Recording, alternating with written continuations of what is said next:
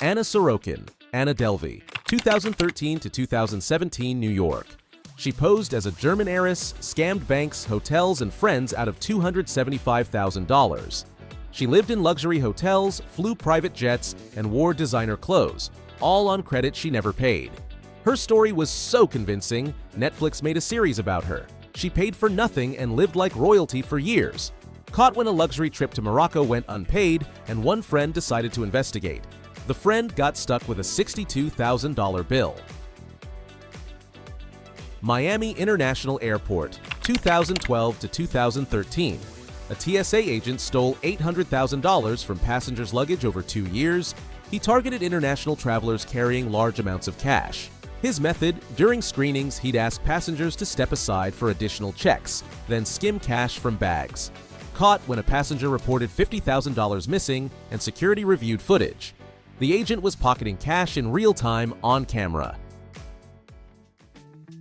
Centra Tech, 2017 to 2018. Founders created a fake cryptocurrency, claimed partnerships with Visa and MasterCard, lies, hired celebrities to promote it, including Floyd Mayweather, and raised $25 million from investors. The product didn't exist. The partnerships were fake, the celebrity endorsements were paid. The founders fled to Las Vegas and spent investor money on cars and nightclubs. Arrested when MasterCard publicly stated, "We've never heard of them." Vincenzo Peruggia, 1911, Paris. An Italian handyman stole the Mona Lisa from the Louvre by hiding in a closet overnight, removing the painting from its frame, hiding it under his coat, and walking out. It remained missing for 2 years. He tried to sell it to an Italian art dealer who notified police Peruggia's defense. He believed the painting belonged in Italy, so he was repatriating it. The judge gave him 1 year and he became a folk hero in Italy. Questionable priorities. 2015 to 2018 global. Scammers created fake Facebook pages impersonating brands like Amazon, Walmart, and Target. They posted contests promising gift cards, collected personal information from millions, and sold data to marketing companies. Profit: $15 million. Facebook banned thousands of fake pages, but new ones appeared daily. The scammers operated from call centers overseas. Victims never received gift cards. They did receive spam emails for life. India, 2010 to 2020. Call centers posed as Microsoft/Apple tech support, cold-called victims claiming their computers were infected, charged $300 to $500 to fix them by installing remote access software, then either stole data or did nothing. Revenue: $50 million plus. They targeted elderly victims who panicked. Some victims paid multiple times. The scam persists today. Microsoft has publicly stated they will never cold call customers. The calls continue anyway. Bernie Madoff, 1991 to 2008. The largest Ponzi scheme in history, $65 billion. For 17 years, he paid old investors with new investors' money while reporting fake returns. Thousands lost their life savings. His sons turned him in during the 2008 financial crisis when he couldn't pay out. His excuse? "I thought I could fix it eventually." He got 150 years in prison. His investment firm was located on Wall Street, employed hundreds, and passed audits for decades. The system failed spectacularly.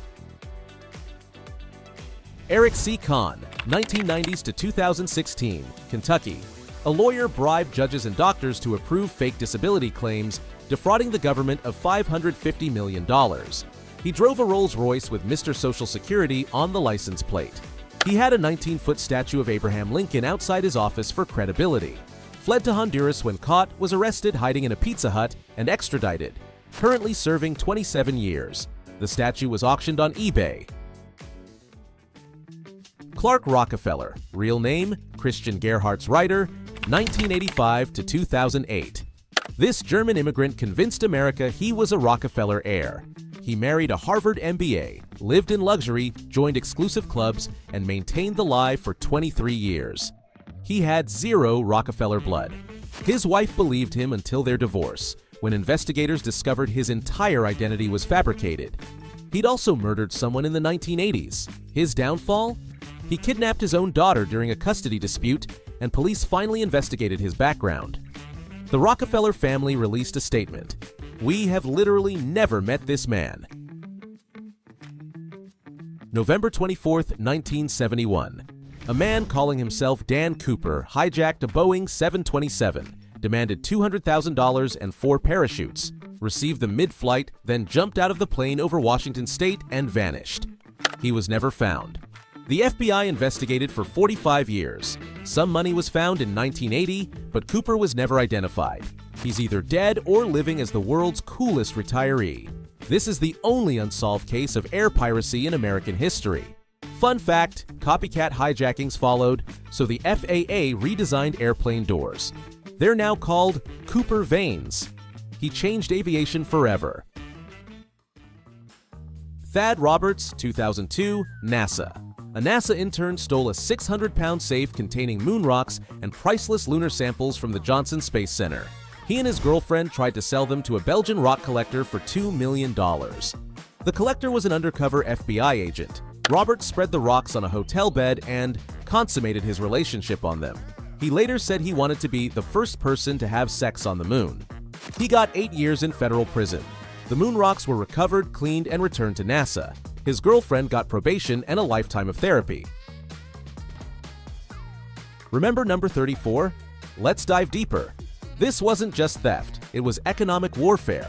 Quebec produces 70% of the world's maple syrup. The strategic reserve exists because syrup is that valuable. The thieves siphoned syrup over months, replacing it with water.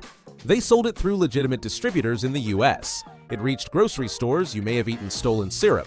The heist involved truckers, warehouse workers, and organized crime. It was the Ocean's 11 of breakfast condiments. Ringleader Richard Vallières got 8 years and was ordered to pay $9.4 million. Most syrup is still missing. There's a Netflix documentary. It's wild. John Spano, 1990s to 2000s. This man convinced investors he was a billionaire, bought the New York Islanders hockey team for $165 million with zero money, operated the team for months, signed players, made trades, and attended games as owner, all before anyone checked if he actually had $165 million. He didn't. He had $10,000 in his bank account. He forged financial documents, created fake bank statements, and convinced everyone he was legitimate. The NHL approved the sale. Banks cleared the checks, they bounced later. Caught when a reporter investigated his net worth and found nothing. He was sentenced to prison and the NHL changed its ownership verification process. This man ran an NHL team with no money for months. Okay, this is it, number 1. The dumbest crime that actually worked. Before I reveal it, pause right now and comment your guess. I need to know what you think it is.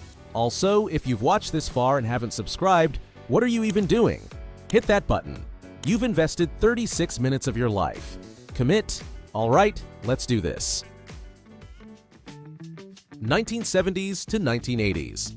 Michael Oliver, an American businessman, decided to create his own country. Not a micronation. A real country. He chose the Minerva Reefs in the South Pacific, barely above water at low tide, and declared them the Republic of Minerva. He issued currency, designed a flag, wrote a constitution, created passports, and established a provisional government. Investors bought citizenship for $1,000 each. He raised millions. Here's the kicker. It worked. For several months, Minerva was recognized by no one officially, but functioned as a libertarian nation. They had no taxes, no welfare, complete freedom. It was a scammer's paradise. Tonga, the nearest country, got annoyed and sent troops to reclaim the reefs in 1972. Minerva had no military. Tonga won by default. The country lasted 6 months. Michael Oliver tried to rebuild it in the 1980s. Tonga stopped him again.